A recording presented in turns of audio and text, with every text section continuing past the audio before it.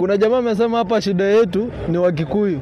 Hata mimi at a point I was thinking shida yetu ni Wakikuyu because wote tunalia ndio uchumi ni mbaya. Lakini ukiangalia Mkikuyu anakula chai, kilo ya chai 50, mimi nakula 10.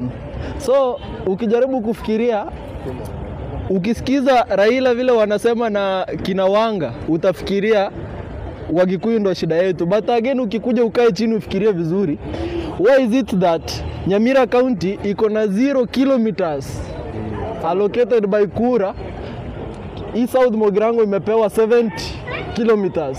Why is it that Kiambu County imepewa Ichungwa Kikuyu constituency imepewa 1.2 billion kwa mambo ya barabara, while Nyamira County mzima imepata 0? So hapo tunajiuliza, it's the leaders.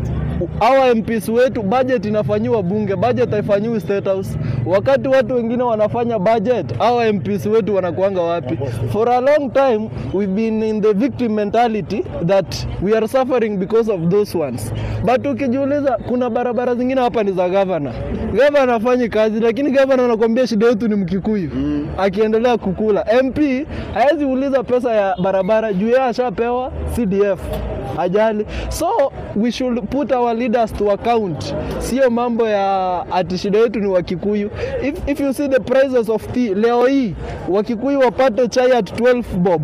Au viongozi wote wa Mount Kenya regardless of their formations watakuja pamoja kutetea watu wao.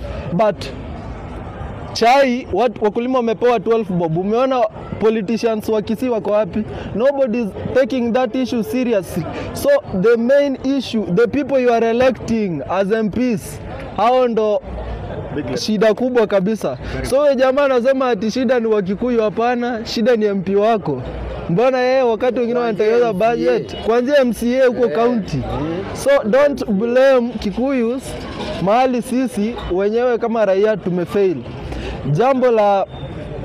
Jambo la pili, mambo ya affordable housing. So hii affordable housing ukiangalia, wametuambia kila mtu anakatwa 1.5% ya mshahara yake kwa government workers ijenge affordable housing. But ukiangalia vizuri, hiyo pesa ikishasanywa government hailipi, inaleta private investor. Private investor akishaletwa anaambiwa sasa wewe jenga, ukimaliza kujenga hiyo nyumba utalipwa. That ndo harakishe kujenga haraka so that alipwe.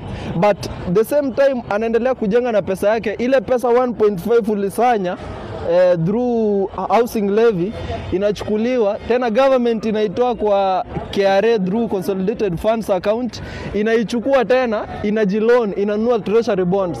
So imekuja ikakukata 1.5, ikaenda hapa kando tena ikanunua treasury bonds, imejikopesha tena pesa yako.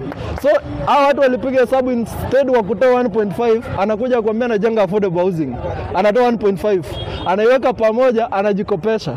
Na ujue serikali sasa hii imesota, we should only borrow for development, not for what we call recurrent expenditure. So hii pesa wakishasanya tena wanarudi ndo wanatumia kulipa watu mishahara. So the biggest crisis ni deni. That 75% of our taxes inaenda kulipa deni. Next year itakuwa imeenda, this year tunalipa 2.2, next year tunalipa 2.4. Hivyo by 2027 tutakuwa almost 3 trillion. Tutaendelea aje if you have a debt of 3 trillion na capability yetu ya kusanya ni almost 3.2? So meaning government inabaki na 200 billion. Itabidi government default hiyo deni, na ikidefault hata wewe mwenye uko na pesa kwa bank, hata wewe utaumia, hata pesa yenye uko nayo cash. So make sure the person you are going to vote for ata audit madeni, wale watu wamekula pesa. Because if you look at the Jubilee administration from 2013 to 2022 walisanya revenue ya 13.5 trillion Kenyan shillings yenye walisanya taxes through KRA. Then at the same time wakaspend 14.7 in 10 years. So ukipiga 14.7 minus 13.5 unapata 1.2. So meaning kama walikuwa nafaa kuomba deni wangeomba 1.2 trillion. But hawa majamaa wakaomba 7.7 trillion. So all people walikuwa kwa hiyo led by Uhuru Kenyatta and Ruto, they are accountable for 6.5 trillion Kenyan shillings. Na kama hao jamaa hawezi kuwa liable, I can assure you 2028 Must Go will be the song and One Time will be the song again. Asante sana.